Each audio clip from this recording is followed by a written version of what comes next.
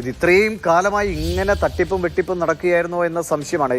നമുക്കറിയാം, ഇതിന് മുൻപത്തെ പ്രധാനപ്പെട്ട ഈ ദ്വാരപാലക ശില്പം, കട്ടിലാപ്പാളി, ഇതിൻ്റെയൊക്കെയായി ബന്ധപ്പെട്ട് 40 വർഷത്തെ മെയിൻ്റെനൻസ് കരാർ എന്നതൊക്കെ ഉണ്ടായിരുന്നല്ലോ. ഉണ്ണികൃഷ്ണൻ പോറ്റിയുമായിട്ടുണ്ടായിരുന്ന ഒരു ധാരണയൊക്കെ. അപ്പോൾ ഈ കലശങ്ങളുടെ സ്വർണ്ണം പൂശലുമായി ബന്ധപ്പെട്ട് ദേവസ്വം ബോർഡുമായിട്ട് എന്തെങ്കിലും കൃത്യമായിട്ടുള്ളൊരു കരാറുണ്ടോ? അതിൻ്റെ കൃത്യമായ രേഖയുണ്ടോ എന്നറിയില്ല. ദേവസ്വം ബോർഡ് പറയും ഞങ്ങളുടെ രേഖയില്ല എന്ന് പറയുന്നതാണ് ഇപ്പോൾ നമ്മൾ ഇതിനു മുമ്പ് എൻ വാസുവിൻ്റെ ജാമ്യാപേക്ഷയിലൊക്കെ കണ്ടത്. അപ്പോൾ ദേവസ്വം ബോർഡിൻ്റെ ഭാഗത്ത് എന്തെങ്കിലും കൃത്യമായ തെളിവുകൾ ഈ കാര്യത്തിലുണ്ടോ? എന്തുകൊണ്ട് SIT ഇപ്പോൾ 1 കിലോയിലേറെ സ്വർണ്ണമാണ് 5 കലശങ്ങളായിട്ട് അന്ന് വിജയമല്യ ഉപയോഗിച്ചിട്ടുള്ളത്? ഈ സ്വർണ്ണം എവിടെ പോയി? ആ കലശം തന്നെയാണോ, യഥാർത്ഥ കലശം തന്നെയാണോ അവിടെ ഇരിക്കുന്നതെന്നൊക്കെ സംശയം തോന്നുന്നത് സ്വാഭാവികമാണ്. കാരണം അതാണല്ലോ നമ്മൾ കണ്ടുവന്നത്. എന്തുകൊണ്ട് SITയുടെ അന്വേഷണം അതിലേക്കൊന്നും പോയില്ല? ദിവിഷ, ഇതുവരെ SITയോ കോടതിയോ ദേവസ്വം അധികാരികളോ ഈ വസ്തുത, അതായത് സ്മാർട്ട് ക്രിയേഷൻസ് എപ്പോഴാണ് ശബരിമലയിലെ ഇത്തരം പ്രവർത്തനങ്ങൾ, ഈ സ്വർണം പൂശുന്ന പ്രവർത്തികൾ ചെയ്തു തുടങ്ങിയത് എന്നത് സംബന്ധിച്ച് കൃത്യമായ ഒരു വിവരവും ഇതുവരെ നൽകിയിട്ടില്ല.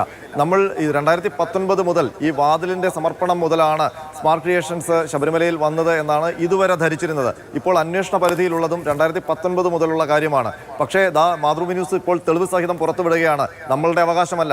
2011 ഫേസ്ബുക്കിൽ സ്മാർട്ട് ക്രിയേഷൻസിൻ്റെ പോസ്റ്റിൽ അവരുടെ CEO ആയിട്ടുള്ള പങ്കജ് ഭണ്ഡാരി ഉദ്ധരിച്ചുകൊണ്ട് അവർ ഇട്ടിരിക്കുകയാണ്, 2009 മുതൽ ഞങ്ങൾ ശബരിമല സന്നിധാനത്ത് വിവിധ പ്രോജക്റ്റുകളുമായി ഉണ്ട്.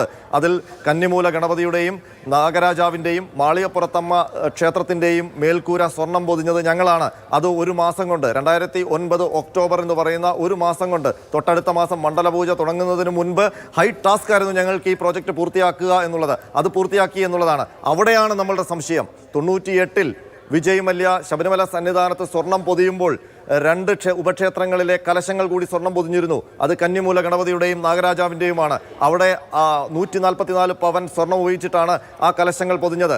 അപ്പോൾ 2009 സ്മാർട്ട് ക്രിയേഷൻസ് അതേ ഉപക്ഷേത്രങ്ങളുടെ മേൽക്കൂര സ്വർണം പൂശാനെത്തിയപ്പോൾ ആ കലശങ്ങൾക്ക് എന്ത് സംഭവിച്ചു? ആ കലശങ്ങൾ തന്നെയാണോ ഇപ്പോഴും ഉള്ളത്?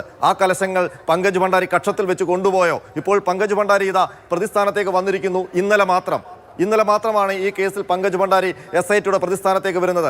മാതൃഭൂമി ന്യൂസിന്റെ തുടക്കം മുതൽ സംശയം നിലനിർത്തിയ ഒരു വ്യക്തിയാണ് പങ്കജ് ഭണ്ഡാരി അറിയാതെ, കാരണം ഈ കേസിന്റെ തുടക്കം മുതൽ നമ്മൾ ശ്രദ്ധിച്ചാൽ അറിയാം, പങ്കജ് ഭണ്ഡാരിയുടെ അഭിഭാഷകൻ ആദ്യം ഈ വിവാദം തുടങ്ങുമ്പോൾ പുറത്തു വന്ന് പറഞ്ഞത്, ഞങ്ങൾക്ക് സ്വർണം ഈ വേർതിരിക്കുന്ന ഒരു ടെക്നോളജിയേ ഇല്ല, പുതിയതായിട്ട്